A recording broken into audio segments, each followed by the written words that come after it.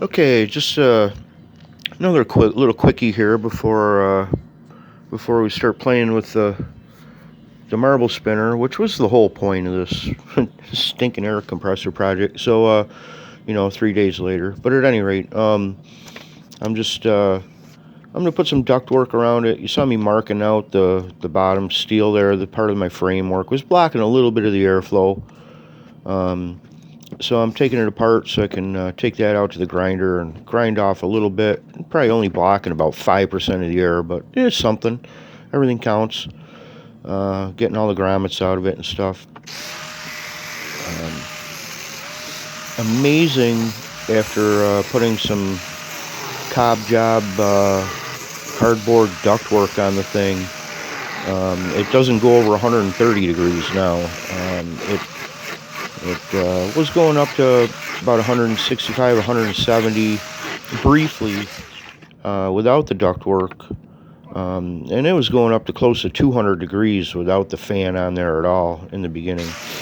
So it's definitely been worth the time. That little compressor is going to have a tough time keeping up with the air and the air bearing. Going to have to figure out some way to regulate I'm regulating the flow, but I'm going to have to figure out some way to turn it on and off so that I just don't always have a constant air leak. I only want the air to flow when the marble is in the launcher ready to go. So, but this was worth it this morning. Definitely did some cooling work on it. You can see the whole thing there. Everything's sped up, so you don't really see anything. But the being rubber mounted on the rubber grommets sits on there nice. I didn't video it, but I did take it out and grind the old broken fan off of the end of the motor.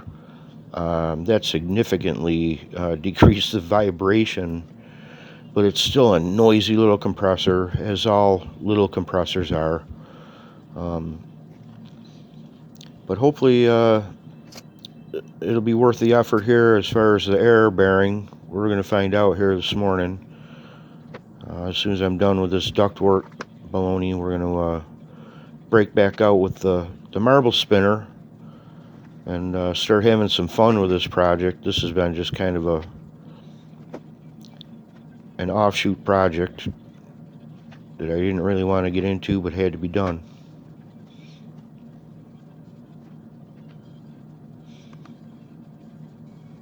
Super glue, my favorite thing. I go through super glue and epoxy like candy with this marble machine. I've probably spent $100 on this marble machine. It's all been on epoxy and glue. Rarely have I bought anything except for those brass fittings for the manifold. Super glue's awesome.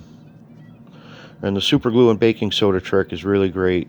You see me do that. A little bit of super glue, pile of baking soda on top of it, and it almost instantly hardens it.